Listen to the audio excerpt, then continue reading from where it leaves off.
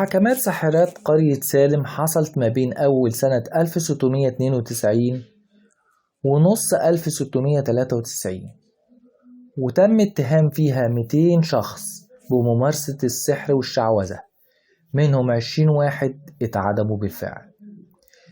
في يناير 1692 بيتي باريس وعمرها 9 سنين وبنت عمها أباجيل ويليامز وعمرها 11 سنة بقى يعملوا حركات غريبة زي التشنجات وأصوات زي الكلاب والكلام بلغة مش مفهومة.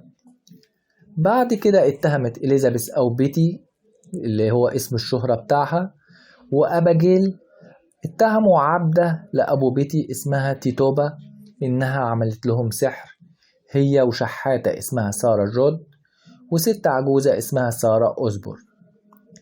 الثلاث ستات دول اتحقق معاهم واستجوبوهم كذا يوم، وفضلت سارة مصممين إنهم أبرياء، لكن تيتوبا اعترفت على نفسها وقالت إن الشيطان جه لها وطلب منها إنها تخدمه، ووصفت أشكال زي الكلاب السوداء والقطط الحمراء والطيور الصفراء وراجل طويل شعره أبيض كان عايز منها تمضي في كتاب معاه، وقالت إنها مضت ولقت أسامي تانية ماضيين في الكتاب.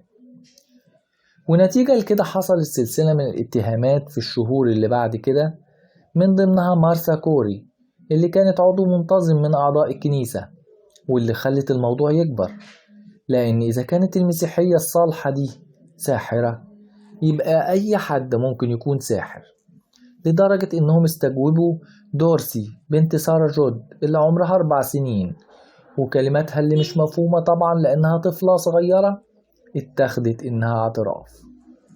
وفي 27 مايو 1692 أمر الحاكم ويليام فيبس بعمل محكمة مخصوصة، وكانت أول المتهمات ست غيرية عجوز اسمها بريدجيت بيشوب، واللي أصرت على براءتها لكن اتحكم إنها مذنبة واتشنقت. ولحد مايو 1693 اتعدم 19 واحد من ما بين ستات ورجالة بسبب الاتهامات دي، لدرجة إن حتى الحيوانات ما نجتش من اللي بيحصل، واتقتل كلبين بتهمة إنهم شياطين. لكن هل فعلا كان في ساحرات وسحرة في قرية سالم؟ ليندا كابورال في بحثها قالت إن في فطر بينمو على القمح اسمه فطر الأرجوت، ممكن يسبب غرغرينة أو تشنجات أو خنقة أو حتى الهلوسة، وهي الأعراض شبيهة اللي قالت عليها البنتين إنهم مسحورين. وبعد بريدجيت جت زميلة لها اسمها ماري هوتاسين وقالت إن الظروف الجوية في قرية سالم سنة 1961 كان الموسم رب والجو مناسب لظهور الفطر ده، بالإضافة إلى أن سكان قرية سالم ما كانوش يعرفوا عن الفطر ده أصلا.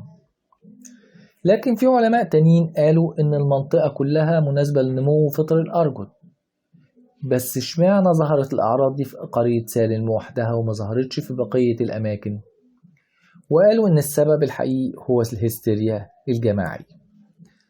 فالأطفال البريتان كانوا عايشين في جو كنسي قاسي كأنهم كبار، ومش مسموح لهم بأنهم يبينوا أي مشاعر زي الفرحة أو الخوف أو الغضب، وكانوا نادرا ما بيلعبوا لأن البريتان كانوا بيعتبروا دي حاجة من الشيطان.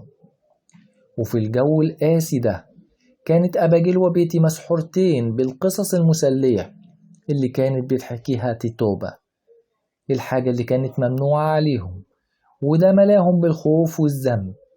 علشان كده بدأ ظهور الهستيريا عندهم بسبب الكبت المفروض على البنات الصغيرين ومنعهم من إنهم يعبروا عن نفسهم.